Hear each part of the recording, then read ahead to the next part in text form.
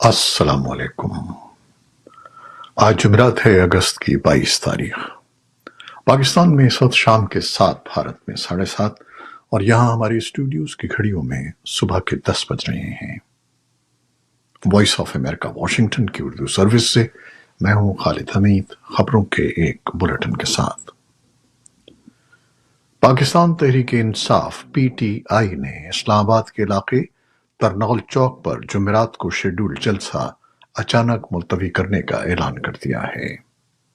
جلسہ منسوخ کرنے کے حوالے سے وزیر اعلیٰ خیبر پختونخوا علی امین گنڈاپور نے کہا ہے کہ عمران خان نے حکم دیا ہے کہ ترنول کے مقام پر ہونے والا جلسہ آج نہیں کرنا، اب یہ جلسہ 8 ستمبر کو اسلام آباد میں ہوگا۔ سوشل میڈیا پر جاری ایک ویڈیو بیان میں ان کا کہنا تھا کہ حکومت نے بھی 8 ستمبر کو جلسہ کرنے کا اجازت نامہ جاری کر دیا ہے۔ قبل ازیں حکومت نے 22 اگست کو ترنول میں ہونے والے جلسے کے لیے جاری اجازت نامہ منسوخ کر دیا تھا۔ سیاسی تجزیہ کار اور کالم نگار اوریا مقبول جان کو مبینہ مذہبی منافرت پھیلانے کے الزام میں گرفتار کر لیا گیا ہے۔ اوریا مقبول جان کے وکیل اظہر صدیق نے تصدیق کرتے ہوئے بتایا کہ وفاقی تحقیقاتی ادارے ایف آئی اے نے ان کو لاہور سے گرفتار کیا ہے۔ گرفتاری کی وجوہات کا ذکر کرتے ہوئے ان کے وکیل نے بتایا کہ اوریا مقبول جان کو سوشل میڈیا پر ایک پوسٹ پر حراست میں لیا گیا ہے۔ انہوں نے ایف آئی اے پر الزام عائد کیا کہ ہمیں ایف آئی آر کی تفصیلات نہیں بتائی جا رہی ہیں۔ پنجاب کے شہر اٹک میں اسکول وین پر فائرنگ کا ایک واقعہ پیش آیا ہے، جس میں 2 بچے ہلاک جبکہ ڈرائیور سمیت 5 افراد زخمی ہو گئے ہیں۔ حکام کے مطابق گاؤں ڈھیری کوٹ میں اسکول وین ڈرائیور کی دشمنی تھی، جس کو نشانہ بنانے کے لیے نامعلوم افراد نے وین پر فائرنگ کی۔ وزیر اعظم شہباز شریف، صدر آصف علی زرداری سمیت وزیر اعلیٰ پنجاب مریم نواز اور وفاقی وزیر داخلہ محسن نقوی نے واقعے کی مذمت کی ہے۔ پاکستان سپریم کورٹ میں احمدی کمیونٹی کے شخص مبارک احمد ثانی کی رہائی کے فیصلے کے خلاف دائر درخواستوں پر سماعت ہوئی۔ سپریم کورٹ نے متنازعہ پیراگراف حذف کر دیے۔ عدالت نے مولانا فضل الرحمان، مفتی شیر محمد اور عدالت میں موجود علماء سے معاونت لینے کا فیصلہ کیا۔ ادھر اسلام آباد میں صورتحال کشیدہ ہے، ریڈ زون سیل کر دیا گیا ہے اور سپریم کورٹ میں بڑی تعداد میں سیکیورٹی اہلکار تعینات ہیں۔ اسلام آباد کے تمام اسکول بند اور آرٹیکل 144 نافذ ہے۔ ٹی ایل پی سمیت مذہبی جماعتوں کے حامیوں کی بڑی تعداد ریڈ زون سے باہر موجود ہے۔ اس خبر کی تفصیل کے لیے ہمارے سوشل میڈیا پلیٹ فارمز پر آئیے۔ بھارتی وزیر اعظم نریندر مودی نے جمعرات کو کہا کہ کسی بھی تنازع کو میدان جنگ میں حل نہیں کیا جا سکتا۔ وہ جنگ زدہ یوکرین کے اپنے پہلے دورے سے قبل پولینڈ میں خطاب کر رہے تھے۔ مودی نے کہا کہ بھارت کا پختہ یقین ہے کہ کسی بھی مسئلے کو میدان جنگ میں حل نہیں کیا جا سکتا۔ ان کا ملک امن اور استحکام کی بحالی کے لیے بات چیت اور سفارتکاری کی حمایت کرتا ہے۔ مودی زیلنسکی سے ملاقات کے لیے جمعے کو کیف جائیں گے۔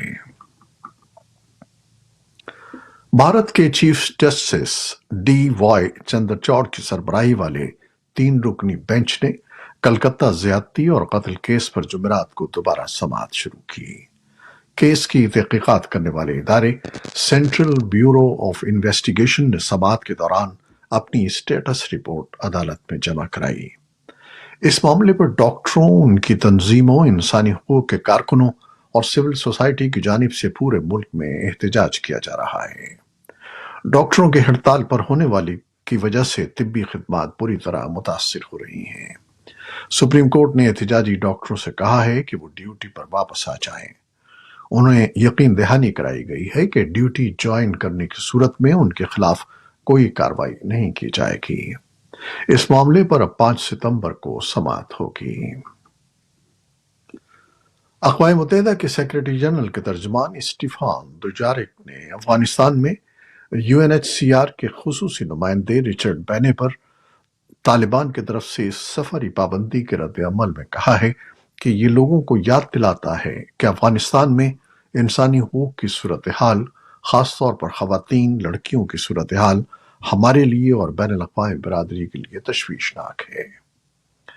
ہیومن رائٹس واچ کی ایک اہلکار ایلین پیئرسن نے کہا کہ افغانستان کے لیے اقوام متحدہ کے خصوصی نمائندے پر طالبان کی سفری پابندی حیران کن ہے۔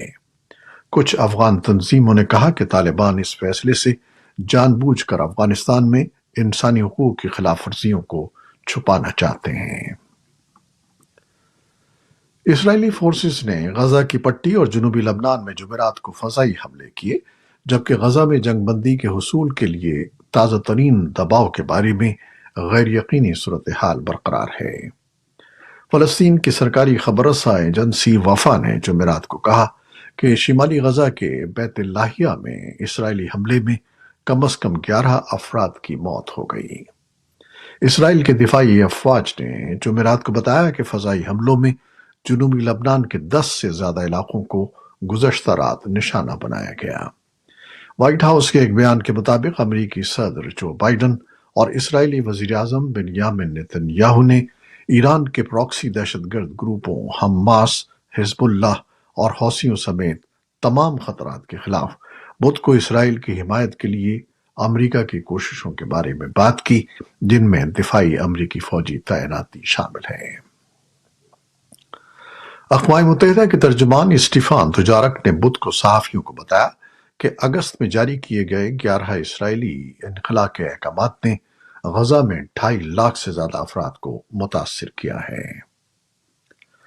لبنان نے بدھ کے روز اسرائیلی کنٹرول والی گولان پہاڑیوں پر 50 سے زیادہ راکٹوں سے حملہ کیا، جس کی زد میں کئی پرائیویٹ گھر بھی آ گئے۔ یہ حملہ امریکی وزیر خارجہ اینٹنی بلنکن کے غزہ جنگ بندی کے مذاکرات کی ثالثی میں شریک مصر اور قطر کے ساتھیوں سے ملاقات کے ایک روز بعد ہوا ہے۔ اپنی اس ملاقات میں بلنکن نے جنگ بندی کو یقینی بنانے کے لیے تازہ ترین سفارتی کوششوں کو آگے بڑھانے پر زور دیا۔ تاہم اسرائیل اور حماس کا کہنا ہے کہ کسی حتمی معاہدے پر پہنچنے کی راہ میں اب بھی چیلنجز باقی ہیں۔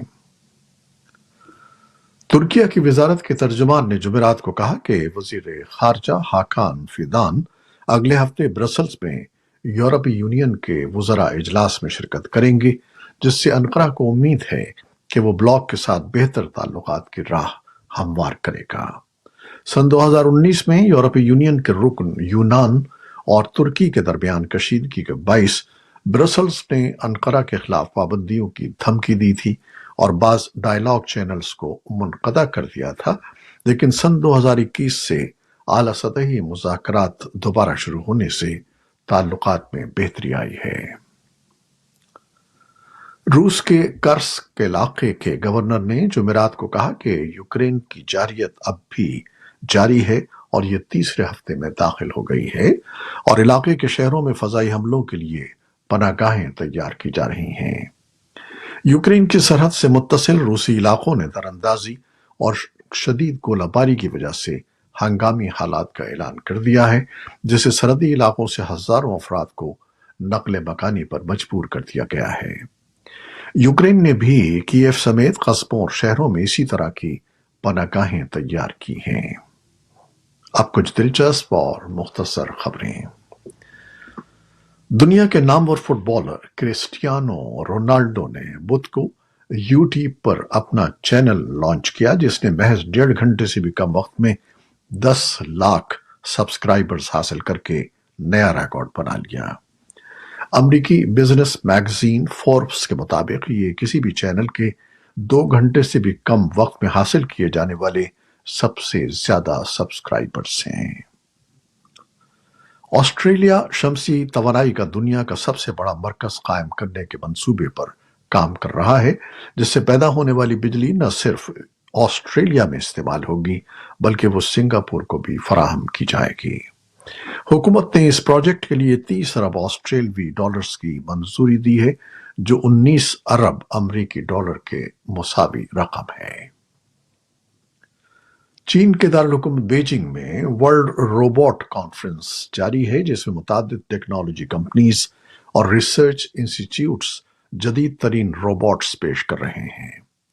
कॉन्फ्रेंस में इंसान नुमा रोबोट्स सबसे ज्यादा तवज्जो का मरकज हैं, जो इंसान के तासुरात की नकल भी कर सकते हैं। इसके अलावा रोबोट शेफ और कुत्ते भी शुरका को महसूस कर रहे हैं। ये कॉन्फ्रेंस 25 अगस्त तक जारी रहेगी। वर्ल्ड रोबोट कॉन्फ्रेंस सन 2015 से हर साल बीजिंग में मुनक्किद हो रही है। ये थी वो खबरें जो फेसबुक लाइव पर हमने आपके लिए पेश की। हमारी वेबसाइट, यूट्यूब और पॉडकास्ट पर ये बुलेटिन आपके लिए पोस्ट कर दिया जाता है। आप हमारे बुलेटिन को शेयर करते हैं और अपने कमेंट्स में अपनी मोहब्बतों का इजहार करते हैं, जिसके लिए हम आपके बेहद ममनून हैं। अपनी इन काविशों को जारी रखिएगा। न्यूज़ प्रोड्यूसर आयशा इरफान और न्यूज़ एडिटर बेहजत जिलानी के साथ खालिद हमीद को अब इजाज़त दीजिएगा। अल्लाह हाफिज।